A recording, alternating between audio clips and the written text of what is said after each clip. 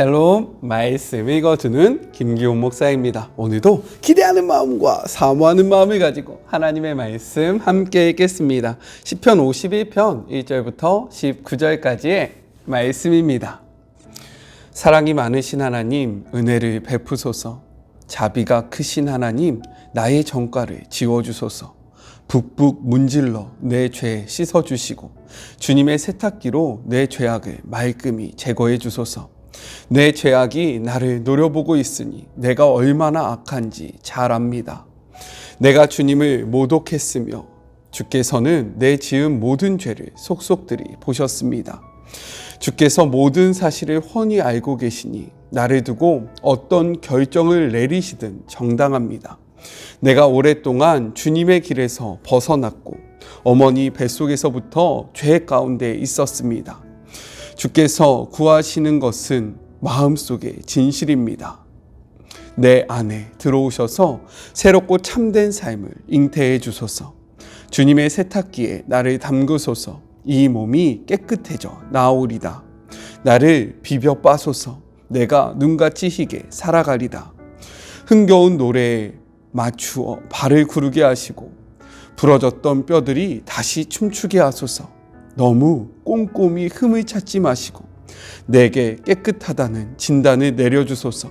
하나님, 내 안에서 새롭게 시작하시고 혼란스러운 내 삶 다시 창조하여 주소서. 나를 쓰레기와 함께 버리지 마시고 거룩함을 불어넣어 주소서.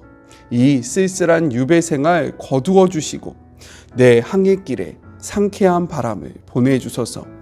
반역자들에게 주님의 길 가르치는 일을 내게 맡기셔서 길 잃은 자들이 집으로 돌아갈 수 있게 하소서. 하나님, 내 구원의 하나님, 내게 내리신 사형을 감형해 주소서. 그러면 생명 주시는 주님의 길을 찬양하겠습니다. 사랑하는 하나님, 내 입술을 열어주소서. 내가 주님을 마음껏 찬양하겠습니다. 주께서는 신용만 하는 것을 기뻐하지 않으시고 완벽한 연기라도 달가워하지 않으십니다. 내 자만심이 산산이 부서진 순간 내가 하나님 경배하기를 배웠습니다. 깨어진 마음으로 사랑할 각오가 된 사람은 잠시라도 하나님 관심 밖으로 밀려나지 않습니다. 시온이 주님의 기쁨이 되게 하시고 무너진 예루살렘 성벽을 보수하여 주소서. 그때에 주께서 우리의 참 경배와 크고 작은 예배를 받으시리니 사람들이 숫송아지를 잡아 주님의 제단 위에 바칠 것입니다. 이것은 하나님의 말씀입니다. 우리는 사순절을 보내고 있습니다. 이 시간 말씀을 가까이 함으로 우리를 향한 예수 그리스도의 사랑과 그리고 그 희생을 기억하고요. 그것을 삶으로 살아내는 복된 시간들이 되었으면 좋겠습니다. 한 주간도 파이팅! 자, 우리가 함께 묵상하지 못했던 토요일과 그리고 주일의 말씀을 같이 한번 나눠보도록 할게요. 토요일은요, 시편 49편 1절부터 20절의 말씀으로 인생에는 반드시 죽음이 있음을 알려주셨고요. 그렇기 때문에 불을 쫓아서 살아가는 것이 너무나도 허망하다라고 말씀하셨습니다. 우리가 진정으로 쫓아야 하는 인생이 무엇인지 깨닫게 되는 말씀이었어요. 주일 말씀은요, 시편 50편 1절부터 23절까지의 말씀으로 하나님께서 기뻐하시는 예배가 무엇인지에 대해서 알려주셨습니다.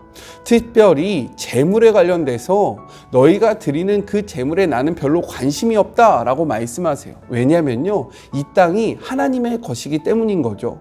이 땅이 하나님의 것인데 너희가 드리는 그 작은 것이 나에게 어떠한 유익이 되겠느냐. 내가 정말로 받고 싶은 것은 이러한 재물이 아니라 너희들의 마음이다. 너희들의 감사와 그리고 나를 찾는 그 심령을 원한다 라고 말씀하신 것이 바로 주일의 말씀이었습니다. 오늘의 말씀을 같이 한번 생각해 볼까요? 시편 51편은요, 다윗이 밧세바와 동침한 후에서 예언자 나단이 다윗을 책망할 때 그 일을 배경으로 하고 있습니다. 당시 나단의 책망을 들은 다윗은요, 사무엘서에서는 매우 간결하게 기록하고 있어요. 우리 말씀을 같이 한번 찾아볼까요? 사무엘하 12장 13절 전반부의 말씀입니다. 다윗이 나단에게 이르되 내가 여호와께 죄를 범하였노라 하매. 그러나 이렇게 간결하게 쓰여졌던 이 부분을요, 생략되었던 이 부분을 채워주는 것이 바로 시편 51편의 말씀입니다. 따라서 시편 51편은요, 참회시로 구분이 되어집니다. 시편에는요, 총 7편의 참회시가 있어요. 한번 적어 보시겠습니까? 6편, 32편, 38편, 51편, 102편, 130편이 바로 7개의 참회의 시입니다. 그 중에서 개인의 그러한 죄를 직접 고백하는 시는요, 38편과 51편, 2편밖에 없어요. 그러나 죄에 대한 슬픔, 그리고 처절한 뉘우침, 회개의 은혜를 체험한 후 다짐이 가장 잘 나타내져 있는 시편은 바로 시편 51편의 말씀입니다. 우리 기대하는 마음으로 이 51편의 내용이 무엇인지 함께 살펴보도록 하겠습니다. 시편 51편은요, 내용상 세 부분으로 나눠서 생각해 볼 수 있어요. 먼저 첫 번째, 1절부터 9절, 죄 씻기를 구하는 다윗입니다. 1절과 2절에서 다윗은요, 하나님께 국률로 자신의 죄를 씻어주시기를 간구합니다. 이는요, 문제의 해결이 자신에게 달려있는 것이 아니라 하나님께 달려있다라는 믿음의 고백을 하고 있는 거예요. 다윗은 왕이었습니다. 이 땅의 통치자였어요. 하지만 이 죄의 문제를 자신이 해결할 수 없다라고 고백하고 있는 거예요. 이처럼요, 죄의 문제는 그 누구도 해결할 수 없습니다. 저도 해결할 수 없어요. 오직 한 분 대신 하나님만이 해결할 수 있기 때문에 오늘 하루 우리의 삶의 죄의 문제를 가지고 다른 곳에 찾아가는 것이 아니라 하나님 앞에 나아가는 그런 복된 하루가 되었으면 좋겠습니다. 여기서 이제 국률로 하나님께 자신의 죄를 씻어달라고 이야기하잖아요. 국률이 무엇이냐면 불쌍히 여기는 마음에서 우러나오는 깊은 동정심이나 연민을 의미하고 있습니다. 즉 자신을 불쌍하게 봐달라는 거예요. 왜 이토록 다윗은 하나님 앞에 자신을 불쌍하게 여겨달라고 이야기하고 있을까요? 우리 5절의 말씀을 같이 한번 읽어보겠습니다. 내가 죄악 중에서 출생하였으므로 어머니가 죄 중에 나를 잉태하였나이다. 이는요, 뿌리 깊은 죄의 성향을 보여주고 있고요, 또한 죄에서 벗어나기 힘든 우리의 연약함을 고백하고 있는 거예요. 우리는 나이 때부터 죄를 안고 태어나는 존재이다. 그렇기 때문에 하나님의 긍휼이 없이는 우리가 살아갈 수 없다라고 이야기하고 있는 것입니다. 성경은요, 이렇게 말하고 있어요. 로마서 3장 10절부터 12절의 말씀입니다. 기록된 바 의인은 없나니 하나도 없으며 깨닫는 자도 없고 하나님을 찾는 자도 없고 다 치우쳐 함께 무익하게 되고 선을 행하는 자가 없나니 하나도 없도다. 성경은요, 우리가 선하지 않음을 이야기하고 있어요.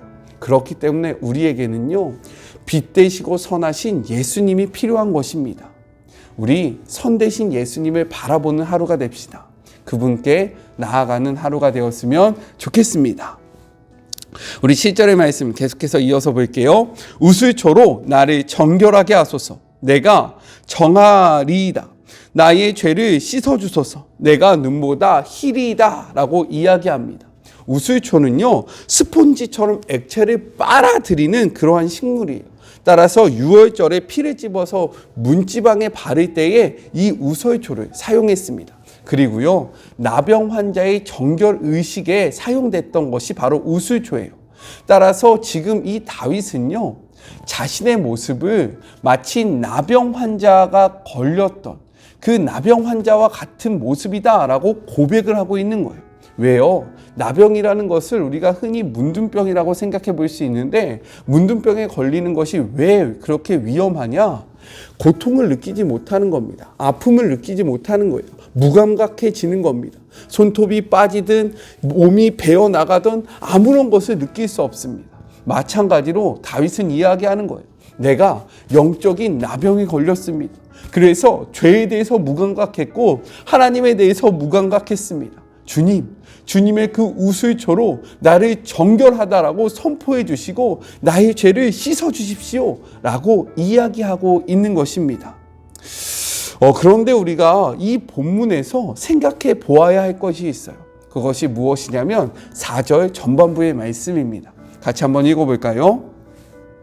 내가 주께만 범죄하여 주의 목전에 악을 행하였사오니 라고 이야기하고 있어요. 다윗은요, 우리아를 죽였습니다. 그리고 우리아의 아내 밧세바를 범했어요. 그렇다면 다윗이 누구에게 죄를 지은 것입니까? 우리아와 그리고 밧세바에게 죄를 지었어요. 하지만 다윗은 지금 무엇이라고 이야기하냐면 내가 우리아와 밧세바에게 죄를 지었사오니 하나님 나를 용서하여 주십시오 라고 이야기하는 것이 아니라 내가 주님께 죄를 지었으니 주님 나를 용서해 주십시오 라고 이야기하고 있다는 거예요. 왜 그랬을까요? 이는요, 다윗이 깨달은 거예요. 무엇이냐면 사람에게 죄를 범하는 것이 근본적으로 사람을 만드시고 이웃을 사랑하라고 명하신 하나님을 향한 범죄였다라는 것을 분명하게 깨달았다라고 우리는 생각해 볼 수 있습니다. 말씀을 같이 한번 찾아볼까요? 마태복음 25장 40절에는요 이렇게 기록되어 있어요. 임금이 대답하여 이르시되 내가 진실로 너희에게 이르노니 너희가 여기 내 형제 중에 지극히 작은 자 하나에게 한 것이 곧 내게 한 것이다 라고 말씀하십니다. 이는요 우리가 깊이 생각해 봐야 하는 말씀이라는 거죠. 왜요? 우리가 우리 주변에 있는 사람들에게 한 행동이 곧 하나님께 한 행동이고요, 우리가 주변에 있는 사람들에게 했던 그 모든 것들을 하나님께서 보시고 판단하신다라고 우리가 생각해야 하기 때문입니다. 우리는 주변에 어떠한 모습으로 어떠한 그러한 영향력을 끼치며 어떠한 이야기를 하며 살아가고 있습니까? 우리의 모습을 돌아보시면서요, 하나님 앞에 죄를 짓지 않기 위하여 하나님의 형상을 닮은 주변 사람들을 사랑하고 그들을 섬기는 복된 하루가 되었으면 좋겠습니다. 그리고 이 말씀을 오해하지 말아야 할 것은 내가 사람에게 죄를 범했을지라도 이 사람한테는 용서를 구할 필요가 없어 라고 이야기하는 것이 아니라는 것을 꼭 기억하셔야 돼요. 하나님이 나를 용서하셨으면 나는 완전히 자유해. 그렇기 때문에 내가 저 사람한테 죄를 지어도 저 사람과 아무런 관계가 없는 거야 라고 말씀을 잘못 적용하면 안 된다라는 겁니다. 옆에 있는 사람이 하나님의 형상을 닮은, 그리고 하나님께서는 이 사람을 사랑하기를 원하신다라는 메시지가 담겨 있다라는 거예요. 아셨죠? 오해하지 맙시다. 자, 둘째, 10절부터 12절 정한 마음을 구하는 다윗입니다. 다윗은 당장의 징벌, 이 죄로 인한 하나님의 징벌, 그리고 그로 인해서 수치를 면하는 것에 관심이 있었던 것이 아니에요. 물론 하나님의 징벌은요, 성경의 기록을 보니까 뼈가 꺾이는 것처럼 철철한 고통이었다라고 이야기하고 있어요. 그리고 이는 왕이었습니다. 그런데 이 왕이 지금 벌을 당하면요, 자신의 명예가 무너지는 거예요. 하지만 다윗은 지금 자신의 명예, 이렇게 발음이 꼬이네요. 명예가 낮아지고 무너지고 천하게 되는 것에 집중하고 있는 것이 아니라 그가 진정으로 집중하고 있는 것이 무엇이냐면 하나님 앞에 용서를 받아서 새로운 삶을 살기를 소망한다라는 거예요. 이러한 새로운 삶은 무엇이냐? 죄로 인해서 끊어진 하나님과의 관계가 회복되고 그리고 그로 인해서 흔들리지 않기를 소망한다라고 이야기하고 있는 겁니다. 죄를 지었기 때문에 내가 벌을 받으면 어떡하지? 이 벌을 피하고 싶다라고 이야기하는 것이 아니라 내가 주님께서 주시는 벌을 달게 받겠습니다. 하지만 내가 간절히 바라고 원하는 것은 이 죄로 인해서 그 하나님과의 관계가 끊어지지 않기를 원합니다. 이 관계가 회복되기를 소망합니다 라고 고백하고 있다는 거예요. 우리가 바라고 있는 것은 무엇입니까? 우리는 무엇을 소망하고 있어요? 우리가 죄를 범했을 때 우리는 어떤 것에 관심이 있습니까? 우리의 관심을 돌아보는 그런 하루가 되었으면 좋겠습니다. 마지막 세 번째입니다. 13절부터 19절 구원을 구하는 다윗에 대해서 이야기를 하고 있어요. 다윗은요, 하나님의 은혜를 전제로 세 가지를 서원합니다. 먼저 첫 번째, 범죄자에게 주의 도를 가르치겠다고 서원하고 있어요. 여기서 가르치다라는 말은요, 자신이 배우고 깨달은 것을 다른 사람에게 알려주겠다라는 의미를 담고 있습니다. 즉, 자신이 범죄로 인해서 하나님의 그 은혜를 구했고, 이 범죄로 인해서 하나님의 그 관계성 속에서 배운 것들을 나만 혼자 알고 있는 것이 아니라 나와 같은 형편에 있는, 나처럼 연약함으로 인해서 죄를 범한 자들이 하나님과의 그 끊어진 관계가 회복되기에 내가 전적으로 헌신하고 내가 전적으로 힘을 쏟겠습니다. 내 이 구원이 나의 그런 회복으로 끝이는 것이 아니라 다른 사람의 회복을 돕는 일에 쓰겠습니다 라고 서원하고 있다는 거예요. 이처럼 은혜를 받으면요, 그 은혜를 우리 안에 가둬두면 안 됩니다. 이 은혜를 흘려보내고 이 받은 은혜로 말미암아 다른 사람들을 세우고 다른 사람들을 살리는 그런 일에 헌신하는 우리 모두가 되었으면 좋겠습니다. 두 번째로는요, 주를 찬송하여 전파하겠다라고 서원하고 있는 거예요. 여기서 말하는 찬송은요, 하나님이 나를 구원해 주셨기 때문에 내가 그렇게 해야지 라는 기브 앤 테이크의 반응이 아닙니다. 그 은혜가 너무나도 감사해서 내가 도저히 가만히 있을 수 없어서 자발적인 행위로 하나님을 찬양하겠다라고 이야기하고 있는 거예요. 그리고 이러한 찬양을 선포함으로 크신 하나님에 대해서 내가 열방 가운데 하나님의 사랑하심과 하나님의 그 은혜와 긍휼을 전하겠습니다 라고 외치고 있는 것입니다. 왜요? 우리가 좋은 것, 정말로 값진 것을 보면 어떻게 합니까? SNS에 막 자랑하고 싶잖아요. 다른 사람에게 알려주고 싶잖아요. 누가 시키지 않아도 자랑하고 싶잖아요. 이러한 마음을 나타내고 있는 거예요. 우리 정말로 가슴 깊은 곳에서 나오는 기쁨으로, 은혜로 하나님을 자랑하는 그런 복된 하루가 되었으면 좋겠습니다. 마지막 세 번째요, 참 제사를 회복하겠다라고 서원합니다. 이 말이 무엇이냐면 더 이상 형식적인 제사, 때가 되었기 때문에 지금 예배 드릴 시간이기 때문에 내가 예배를 드리는 것이 아니라 마음에서 우러나오는 그러한 예배, 내가 정말로 신령과 진정으로 하나님을 바라보겠습니다. 내가 그 재물을 찢는 것, 재물을 죽여서 하나님 앞에 예물을 올리는 것이 아니라 나의 마음을 찢고 나를 재물 삼아서 하나님 앞에 예배하겠습니다. 내가 진정으로 하나님께서 기뻐하시는 예배, 이것이 바로 주일날의 말씀 아니었습니까? 신령과 진정으로 감사함으로 드리는 그 예배를 나의 삶 속에서 회복하겠습니다 라고 선포하고 있는 거예요. 죄가 무서운 이유가 무엇이냐면요, 하나님과의 그 관계를 단절시키기 때문입니다. 다윗은요, 지금 이 죄로 말미암아 가슴 아파하는 이유가 그것인 거예요. 하나님과의 관계가 끊어졌기 때문에. 우리는 왜 죄를 지었을 때 가슴 아파하고요, 이 죄가 왜 용서받기를 원합니까? 혹시 내가 당할 수치, 그리고 다른 사람들의 시선, 내가 무엇인가를 소유하고 있다가 이것을 잃어버릴까 봐 그것에 급급해서 하나님 잘못했습니다 라고 이야기하고 있지는 않습니까? 오늘 이 시편의 말씀을 통해서 우리가 죄를 지었을 때 진정으로 회복해야 하는 것이 무엇인지 다시 한번 고민하시는 그런 복된 하루가 되었으면 좋겠습니다. 우리 같이 기도할까요? 하나님 감사합니다.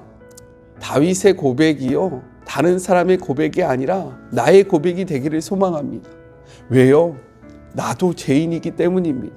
우리 모두 죄인이기 때문입니다. 우리는 매일매일 하나님 앞에 죄를 짓고요, 하나님이 너무나도 싫어하시는 삶의 모습을 살아가고 있기 때문입니다. 주님, 이 말씀을 통해서 우리가 죄를 범하였을 때 진정으로 회복해야 하는 것이 무엇인지 분명히 깨닫게 하여 주시고 그것에 집중하는, 그리고 그것을 회복하는 하나님과의 관계를 다시금 새롭게 하는 주의 모든 자녀들이 되게 하여 주시옵소서. 사순절을 보내고 있습니다. 이 시간 동안 우리가 단순히 우리의 삶의 즐거움을 끊는 것이 아니라 하나님의 말씀을 가까이 함으로 우리를 향한 하나님의 그 희생과 사랑을 가슴 깊이 묵상하고 이것을 우리만 소유하는 것이 아니라 주변에 있는 자들에게 널리 전파하는 주님의 귀한 자녀들이 되게 하여 주시옵소서. 새로운 한 주가 시작되었습니다. 이 삶 가운데 매 순간순간마다 동행하여 주실 그 은혜의 하나님을 바라보며 지금도 우리와 함께 하시는 거룩하신 예수님의 이름으로 기도드립니다. 아멘.